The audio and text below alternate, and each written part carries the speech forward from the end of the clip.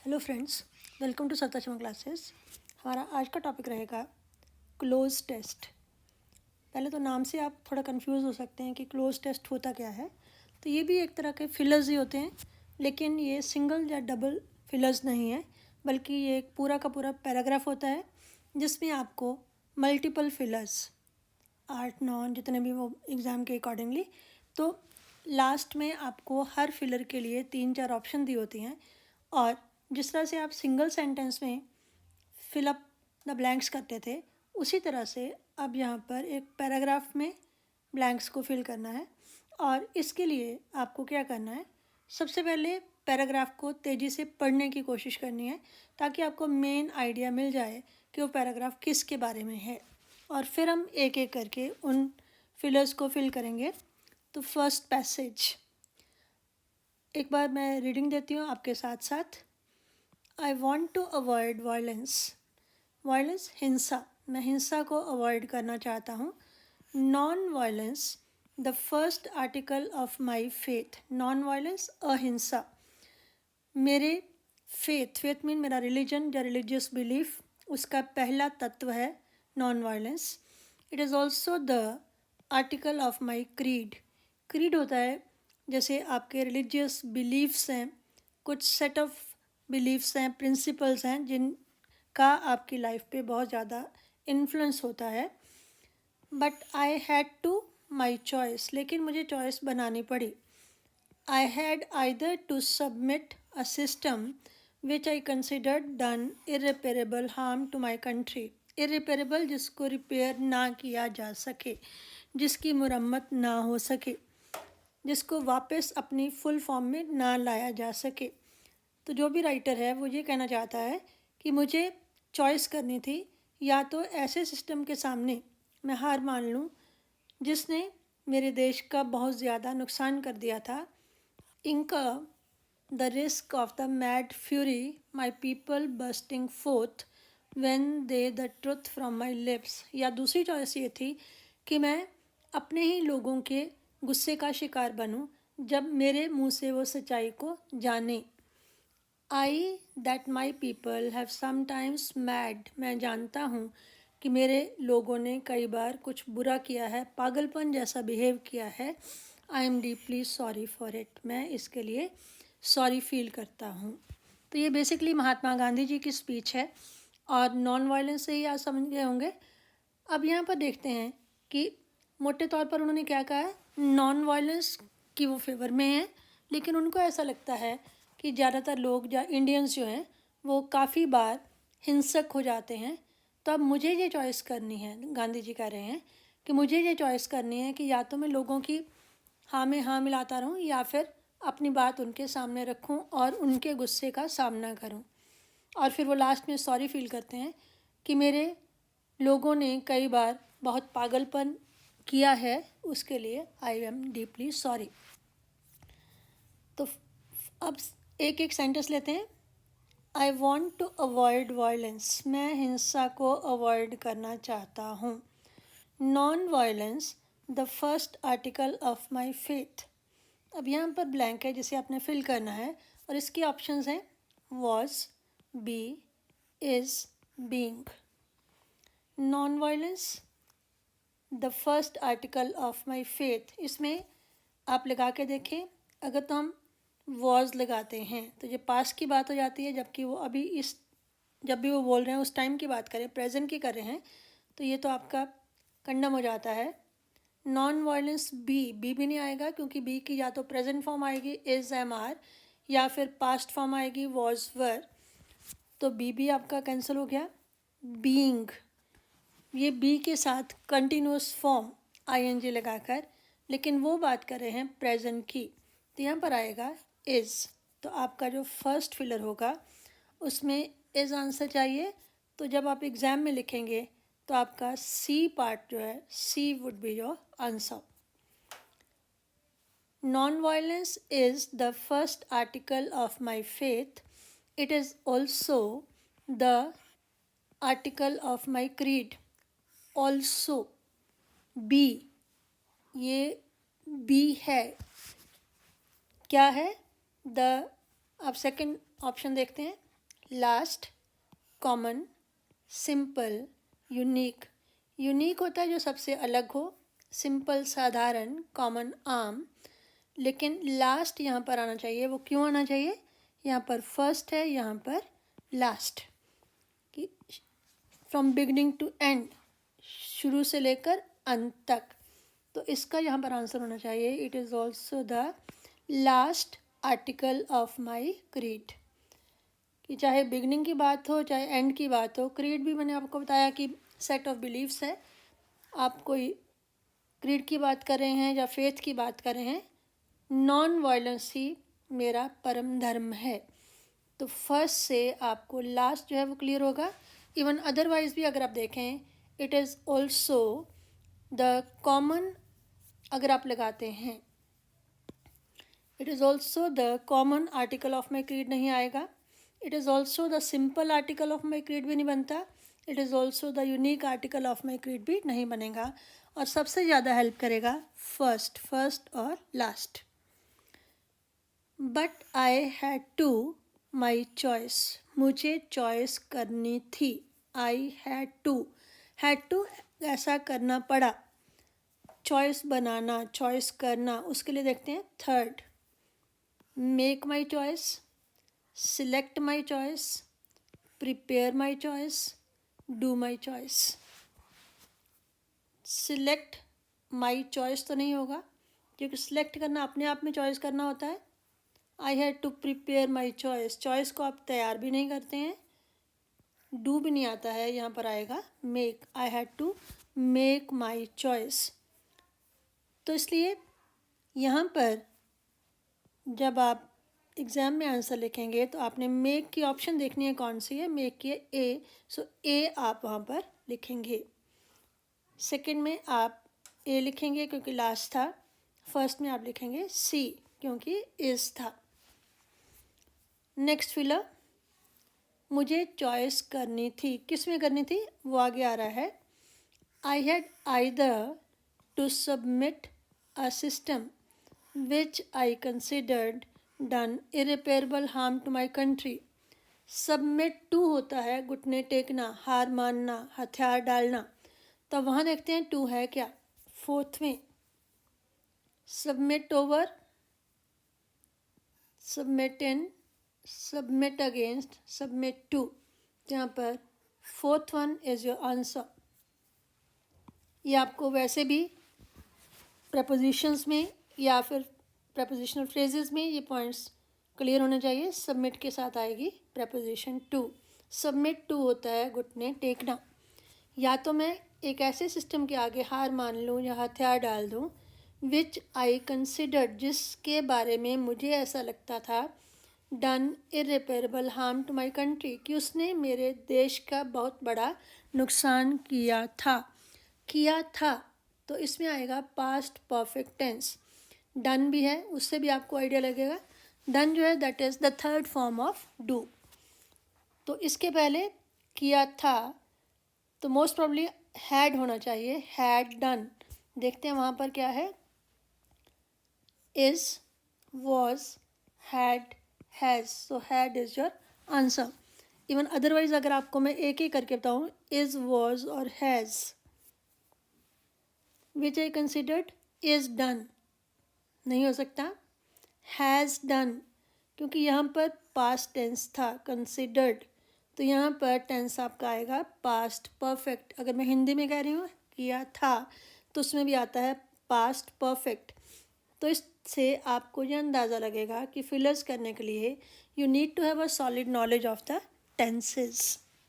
यहाँ पर आएगा I had done, sorry not I but which I considered had done irreparable harm to my country.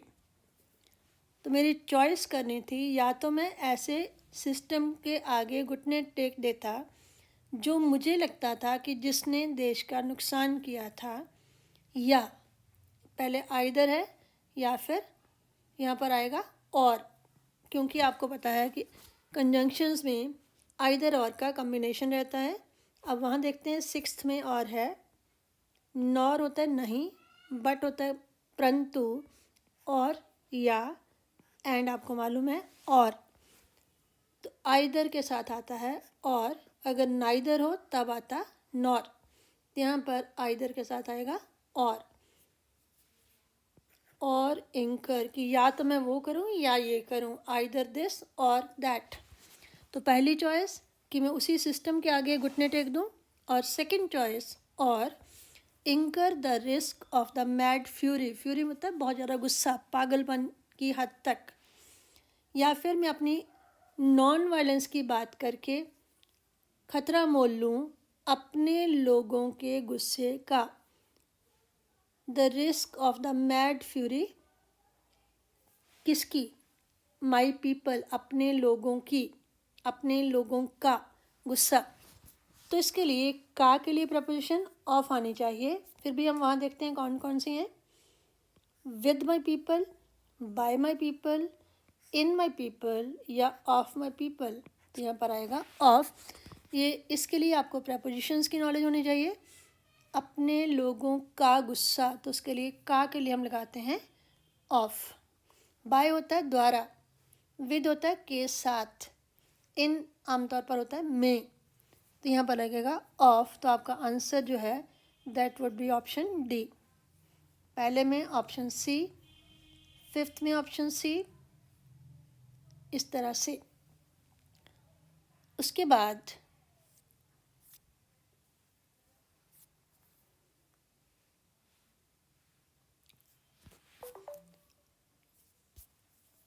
risk of the mad fury of my people bursting forth when they the truth from my lips, जब वो सच्चाई को मेरे होठों से सुनेंगे या उन्हें मालूम पड़ेगा।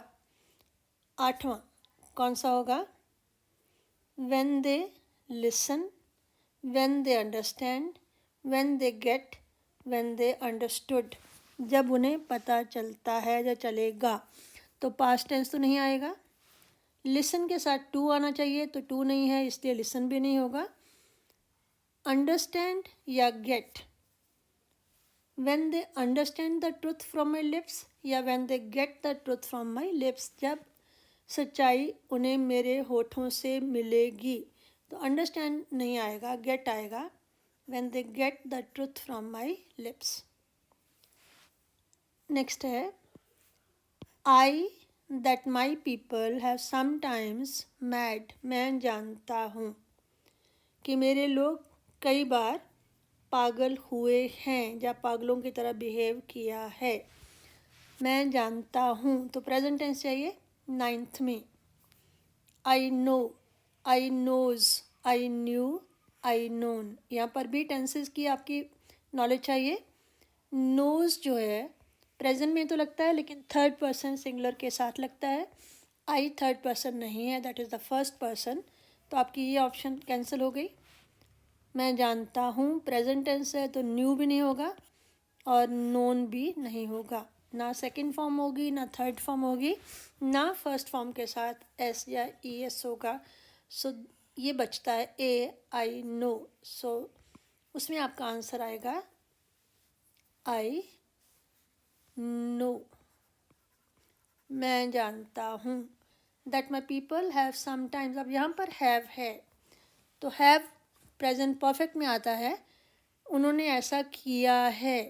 तो इसमें हैव के साथ आएगी वो आपकी थर्ड फॉर्म। तो अब थर्ड फॉर्म देखते हैं टेंथ में क्या है। गोइंग, आई एन जी तो नहीं होगा, ई एस वाला भी नहीं होगा, सेकेंड फॉर्म भी नहीं होगी, तो क्या बचा? Gone, that is the third form of go. Went जो था गो की सेकेंड फॉर्म थी। ई एस लगता अगर वो प्रेजेंट इंडेफिनेट टेंस में होता, थर्ड पर्सन सिंगुलर सब्जेक्ट होता।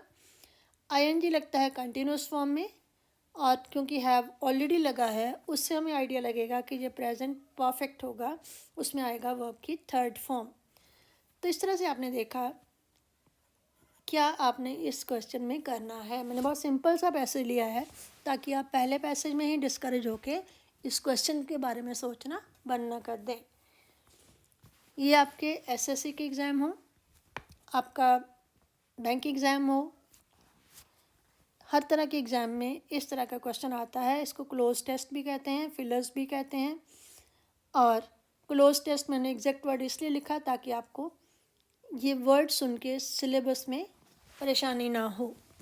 तो हमने क्या किया है, एक पैसेज लिया, उसको पूरी तरह से ढंग से पढ़ा, मोटे तौर पर जल्दी जल्दी आइडिया लेने के लिए। उसके बाद एक एक जो फिल इन द ब्लैंक है उसके लिए 4 ऑप्शंस थी, तो उसमें से हमने करेक्ट ऑप्शन को चुनने की कोशिश की। तो उसके लिए आपको टेंसेस की नॉलेज हो, प्रेपोजिशन की नॉलेज हो, इस पैसेज में ये निकल के आया। अब सेकंड पैसेज करते हैं, वो थोड़ा सा इससे लेवल ज़्यादा होगा लेकिन बहुत ज़्यादा नहीं। तो पहले की तरह एक बार पैराग्राफ पढ़ते हैं। Books give us all the information a man. Books हमें हर इंफॉर्मेशन देती हैं। दे शो इंटरेस्ट, वो इंटरेस्ट बताती हैं। They provide to his mind, उसके मन तक पहुंचाती हैं। All the riches of the world their importance in the face of books, books के सामने सारे धन दौलत बेकार है। A man with money and books is a poor man, एक आदमी जिसके पास पैसा है लेकिन बुक्स नहीं है वो गरीब है। Books have become so cheap, books इतनी सस्ती हो गई हैं। That a library can be made, आसानी से लाइब्रेरी बनाई जा सकती है। Money spent on good books is never, जो पैसा अच्छी बुक्स पर खर्च किया जाए वो कभी वेस्ट नहीं होता। It is to read good books, अच्छी बुक्स पढ़ना एक फीस्ट की तरह है। Thus man gains both and wisdom, इससे आदमी को विजडम मिलती है, और क्या मिलता है वो आगे देखते हैं। तो इस तरह से बुक्स की इम्पोर्टेंस के बारे में, बुक्स के बारे में जनरल एक पैसेज है। तो अब देखते हैं क्या क्या उसमें फिल करना है हमें। Books give us all the information a man, her information देती हैं, और मैन लिखा है आदमी के बारे में देती हैं या किस तरह से देती हैं ये देखते हैं। For a man, from a man, about a man, of a man. तो यहाँ पर प्रेपोजिशन की फिर से नॉलेज, अबाउट होता है के बारे में, सो सी इज़ योर आंसर, क्योंकि books give us all the information about a man, एक आदमी के बारे में बुक्स हमें सारी इन्फॉर्मेशन देती हैं। कैसे देती हैं? दे शो इंटरेस्ट, वो उसका इंटरेस्ट किस चीज़ में है उसके बारे में हमें बताती हैं। तो एक आदमी है तो उसके लिए उसका इंटरेस्ट के लिए कौन सा वर्ड आएगा? His interest, their interest, that interest, personal interest. तो यहाँ पर आदमी है, आदमी के लिए देयर तो नहीं आएगा क्योंकि प्लूरल नहीं है। दैट इंटरेस्ट, कौन सा इंटरेस्ट? हम तो बात करें दे शो हिज इंटरेस्ट, ना कि दैट इंटरेस्ट, उसका इंटरेस्ट। आदमी के बारे में बात हो रही है तो आदमी का इंटरेस्ट, तो इसमें मोस्ट प्रॉब्ली हिज आएगा।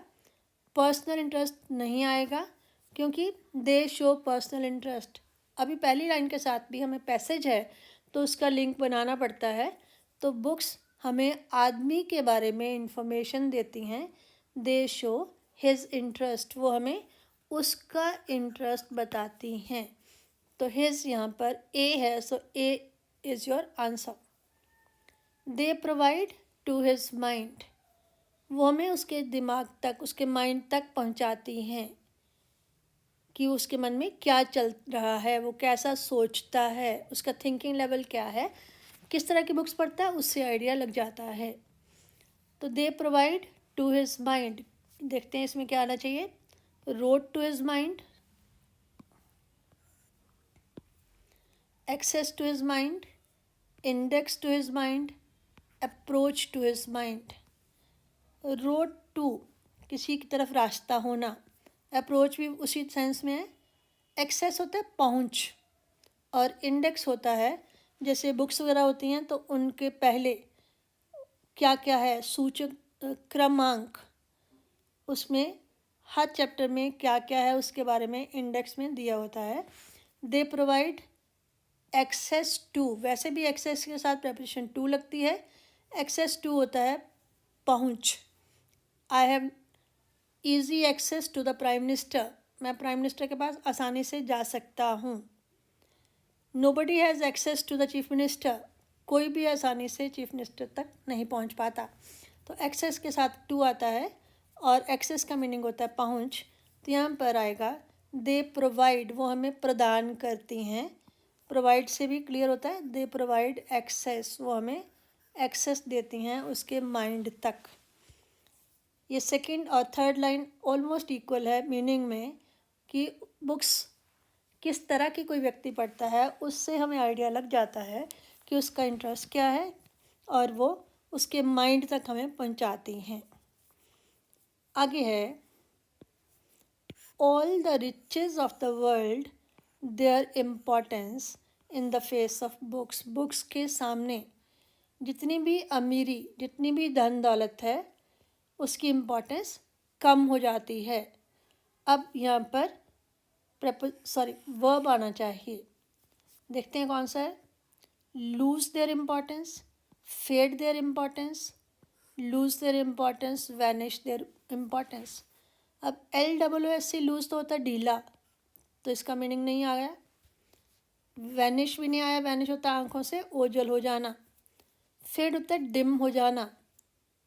फेड अगर लूज़ वर्ड नहीं होता तब फेड हम सोच सकते थे, लेकिन यहाँ पर लूज़ है खो देना, तो लूज़ आपका आंसर होना चाहिए।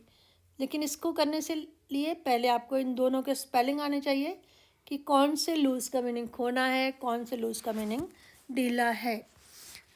सो C is your answer, lose their importance. एक बार फिर सेंटेंस पढ़ देती हूँ।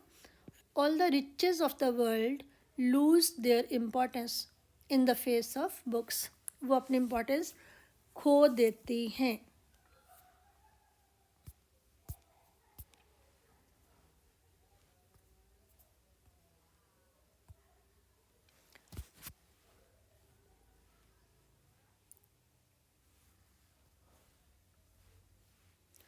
उसके बाद a man with money and books is a poor man. एक आदमी जिसके पास विद मनी पैसा है लेकिन बुक्स नहीं हैं, इज़ अ पुअर मैन। क्योंकि पुअर आ रहा है तब हमें आइडिया लग रहा है कि यहाँ पर बुक्स के बिना की बात होगी, क्योंकि बुक्स की इम्पोर्टेंस की बात हो रही है। तो अगर कोई आदमी पैसा होते हुए भी पुअर है, दैट मीन कि उसके पास बुक्स नहीं होंगी। तो पांचवा देखते हैं कौन सा है, सम, विद, फ्यू, विदाउट। तो जैसे मैंने कहा था विदाउट आना चाहिए, क्योंकि अगर हम कहते हैं कि man with money and with books, तब तो उसको हम पुअर नहीं कह सकते। So this is the wrong answer. With some books, अगर थोड़ी बुक्स हैं तब भी हम उसको पुअर नहीं कह सकते। फ्यू भी थोड़ी हैं, बिल्कुल थोड़ी, लेकिन विदाउट यहाँ पर सबसे ज़्यादा एग्जैक्ट वर्ड है कि उसके पास कोई भी बुक नहीं है, बुक्स के बिना है। So D would be your answer. A man with money and without books. यहाँ पर आप मेरा पॉइंट समझे कि अगर तो विद मनी है और साथ में एंड लगा है, तो इसका मतलब कि पैसे के साथ साथ और क्या होगा तो आदमी पुअर होगा। तो अगर उसके पास बुक्स भी होंगी और पैसा भी होगा तो वो पुअर नहीं कहलाएगा। अगर बुक्स नहीं है और पैसा है तब वो पुअर होगा, तो विदाउट वर्ड आएगा। उसके बाद है books have become so cheap that a library can be made. Books इतनी सस्ती हो गई हैं कि लाइब्रेरी बनाई जा सकती है। अब किस तरह से बनाई जा सकती है, sixth point, can hardly be made, बड़ी मुश्किल से बनाई जा सकती है। अगर बुक्स सस्ती हो गई हैं तो लाइब्रेरी के लिए मुश्किल वर्ड तो नहीं आएगा। फ्रीक्वेंटली तो होता है ड्यूरेशन, कि बार बार किसी के आना, फ्रीक्वेंसी, ये भी नहीं आएगा। और स्केर्सली भी हार्डली होता है बड़ी मुश्किल से, तो यहाँ पर आएगा ईजीली, बड़े आराम से। तो यहाँ पर आपका आंसर होगा पार्ट बी। देखिए, books have become so cheap that a library can easily be made. Money spent on good books, money spent on good books is never, जो पैसा अच्छी बुक्स पे खर्च किया जाता है वो कभी भी क्या नहीं होता। 7th, वेस्टेड नहीं होता, रिकवर नहीं होता, जस्टिफाइड नहीं होता, विदड्रॉन नहीं होता। रिकवर होता है फिर से वापस आना, कि अच्छा पैसा, अच्छी बुक्स पे पैसा खर्च करो तो कभी भी रिकवर नहीं कर पाते, ऐसा तो नहीं कह सकते। उसकी जस्टिफिकेशन नहीं होगी, ये भी नहीं है। उसको कभी विदड्रॉ नहीं कर सकते, विदड्रॉ तो होता है पीछे हटना या बैंक वगैरह से पैसा निकालना, ये भी नहीं आएगा। यहाँ पर आएगा वेस्टेड। एक बार फिर से देख लो, money spent on good books, अच्छी बुक्स पे पैसा खर्च करना, इज़ नेवर वेस्टेड, तो उसको पैसा उस पर खर्च किया हुआ कभी भी वेस्ट नहीं होता, तो यहाँ पर आएगा वेस्टेड। और आंसर में आप लिखेंगे 7th का ए पार्ट। उसके बाद है it is a to read good books, अच्छी बुक्स पढ़ना क्या है। It is a useful, it is a pleasure, it is a obsession, it is a addiction. अब देखिए, इट इज़ अ के साथ आप ना तो ऑब्सेशन लगा सकते हैं ना एडिक्शन लगा सकते हैं। ओ और ए ये दोनों वॉवल साउंड्स हैं, वॉवल साउंड के पहले एन आना चाहिए ना कि ए, तो यहीं से आपके ये दो जो हैं वो कट जाते हैं, नाइदर ऑब्सेशन नॉर एडिक्शन। वैसे भी ऑब्सेशन का मतलब होता है किसी चीज़ के ऊपर बहुत ज़्यादा तवज्जो देना, और एडिक्शन होता है किसी चीज़ की बहुत ज़्यादा आदत हो जाना, जैसे नशे की आदत हो जाना। तो ये वर्ड दोनों नहीं आएंगे। अब है इट इज़ अ प्लेजर या इट इज़ अ यूज़फुल। अब यहाँ पर आएगा नाउन, यूज़फुल है एडजेक्टिव, अगर यूज़फुल हो तो अ नहीं चाहिए, इट इज़ यूज़फुल, लेकिन वहाँ पर अ लगा है तो वहाँ पर आएगा प्लेजर, तो pleasure would be your answer for 8th option. It is a pleasure to read good books. Thus man gains both this and this and wisdom. अब जब दो के बीच में एंड आता है, नॉर्मली एंड लगाते हैं 3 या 4 के बाद, दो के बीच में जब एंड आता है तो वहाँ पर एक रूल होता है कि दोनों वर्ड का मीनिंग ऑलमोस्ट सेम होना चाहिए। तो विजडम जैसा ही कोई वर्ड हमें चाहिए। बुक्स पढ़ने से आदमी को विजडम मिलती है, और क्या मिलता है, स्किल, एप्टीट्यूड, नॉलेज, एफिशिएंसी। तो विजडम की तरह है नॉलेज, ज्ञान, तो यहाँ पर आएगा knowledge and wisdom,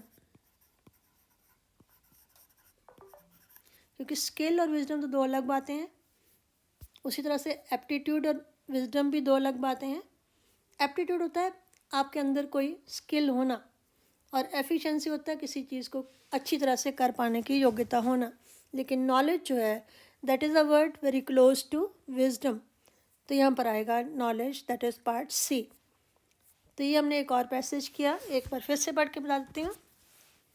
books give us all the information about a man, they show his interest, they provide access to his mind. All the riches of the world lose their importance in the face of books. A man with money and without books is a poor man. Books have become so cheap that a library can easily be made. Money spent on good books is never wasted. It is a pleasure to read good books. Thus man gains both knowledge and wisdom. उसके बाद आज का last passage हम करते हैं, ये उससे भी थोड़ा सा अलग होगा और थोड़ा सा हायर लेवल होगा, जिस तरह से एग्ज़ाम में आता है।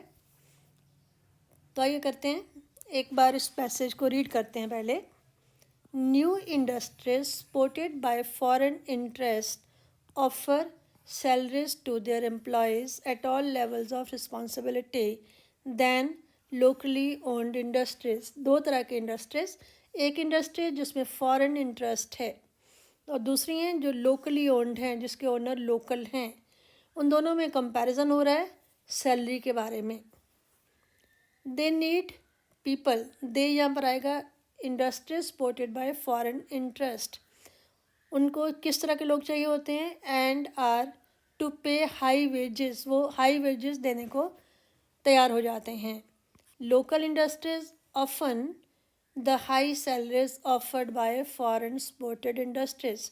तो इसका मतलब ये हुआ कि फॉरेन सपोर्टेड इंडस्ट्रीज जो हैं वो ज़्यादा पे देती हैं, सैलरी देती हैं, वेजेस देती हैं, जिसके बारे में जो लोकली ओन्ड इंडस्ट्रीज़ होती हैं उनको ये बात पसंद नहीं होती, वो उसका विरोध करते हैं।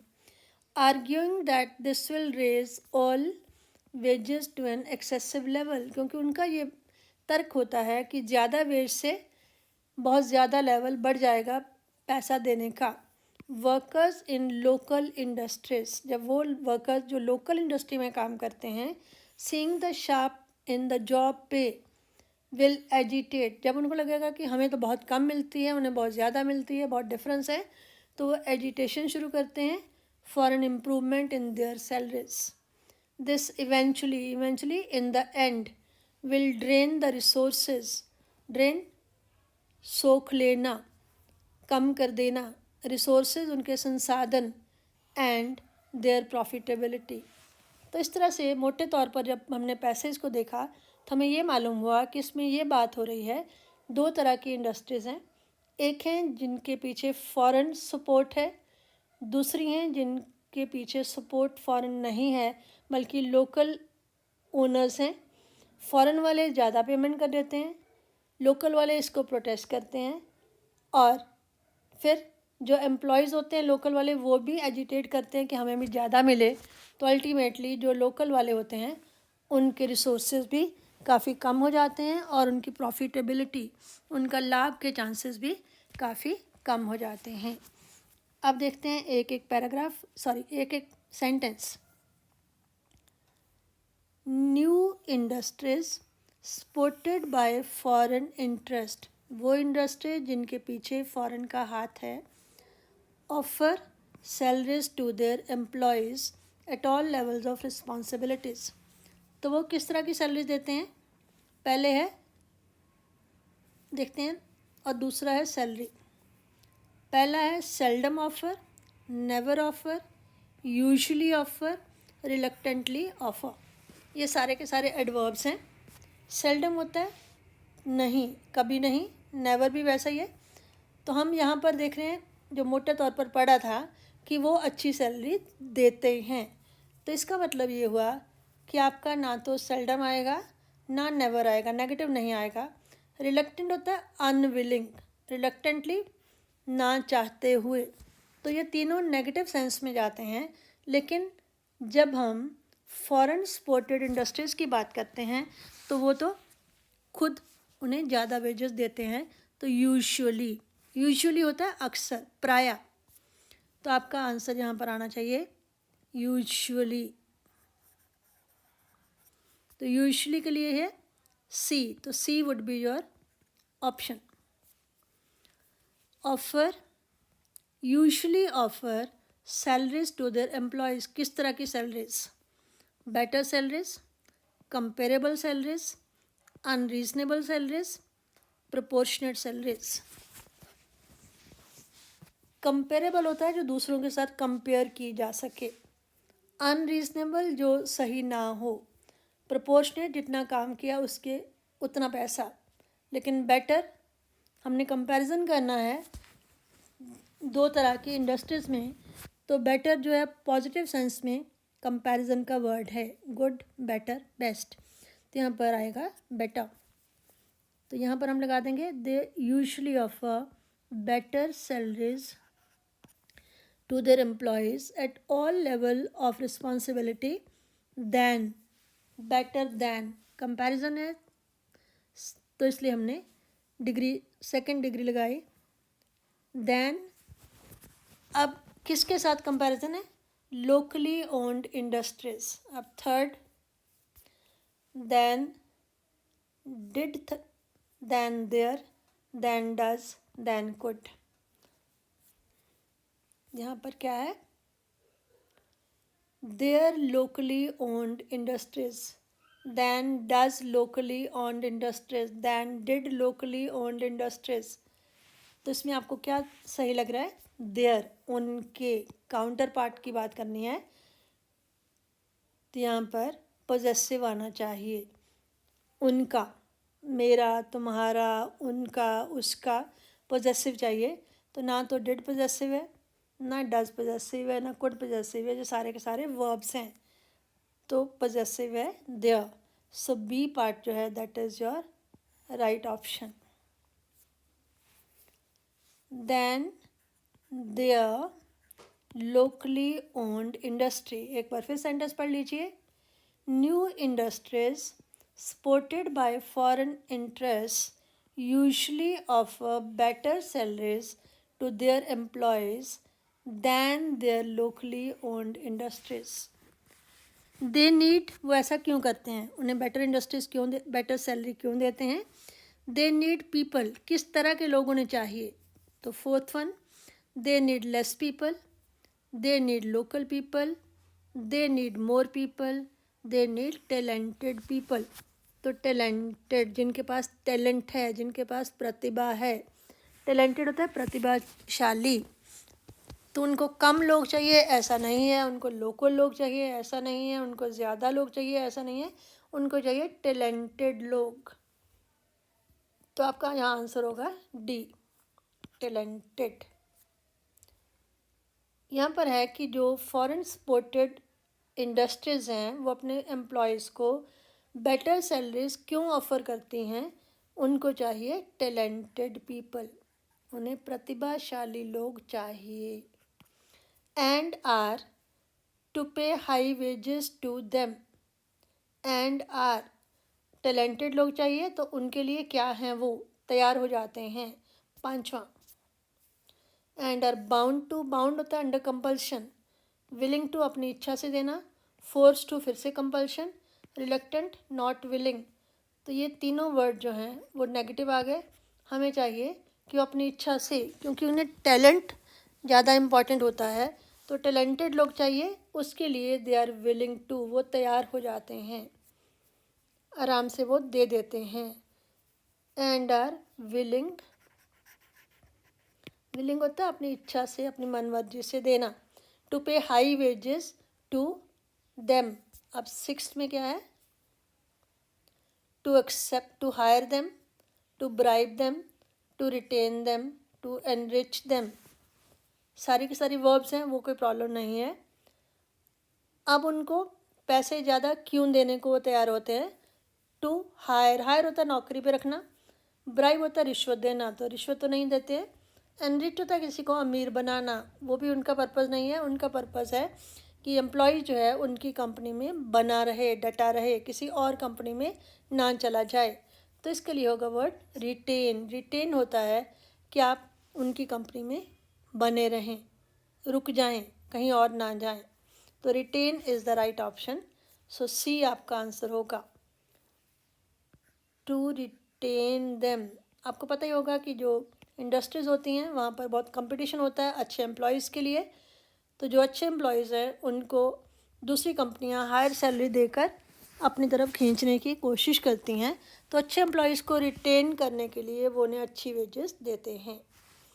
अब दूसरी तरफ जब लोकल इंडस्ट्रीज़ की बात आए, local industries often the high salaries offered by foreign supported industries.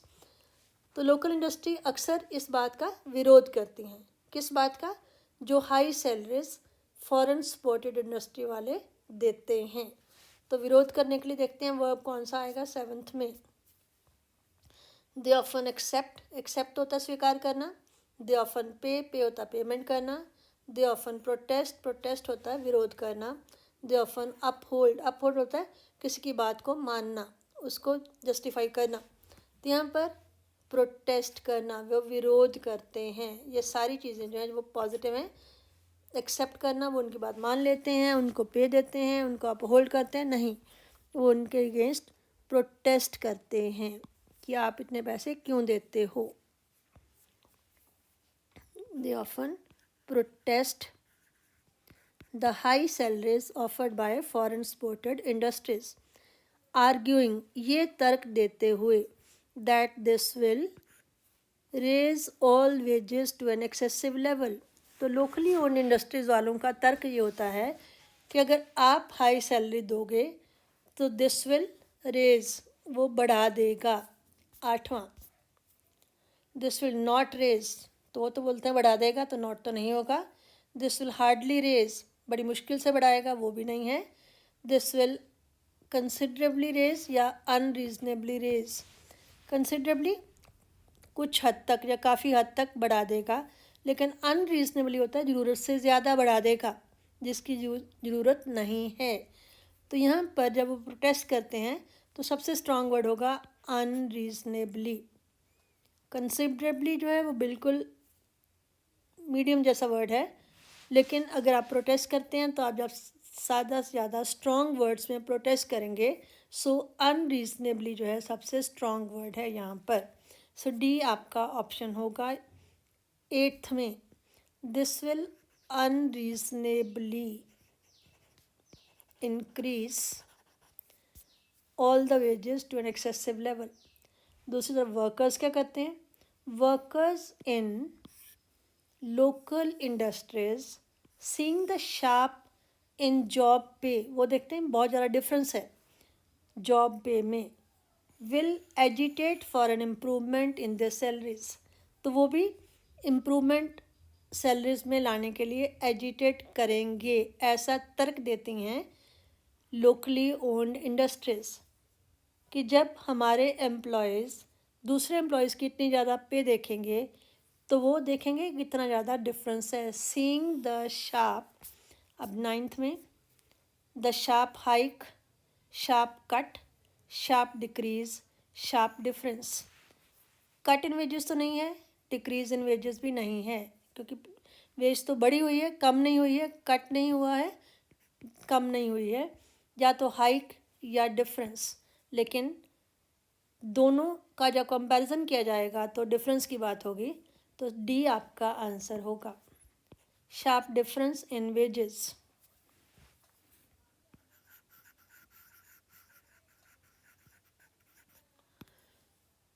Sharp difference in the job pay will agitate for an improvement in their salaries. This eventually, इसका रिजल्ट क्या होगा? Will drain the resources, उनके resources कम हो जाएंगे, and their profitability, तो उनकी profitability क्या हो जाएगी? कम।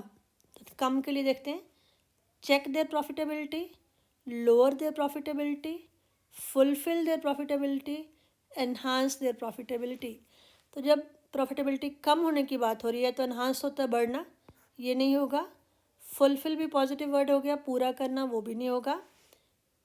चेक कंट्रोल करना, लोअर कम करना, तो हम कम करने की बात कर रहे हैं तो आएगा लोअर,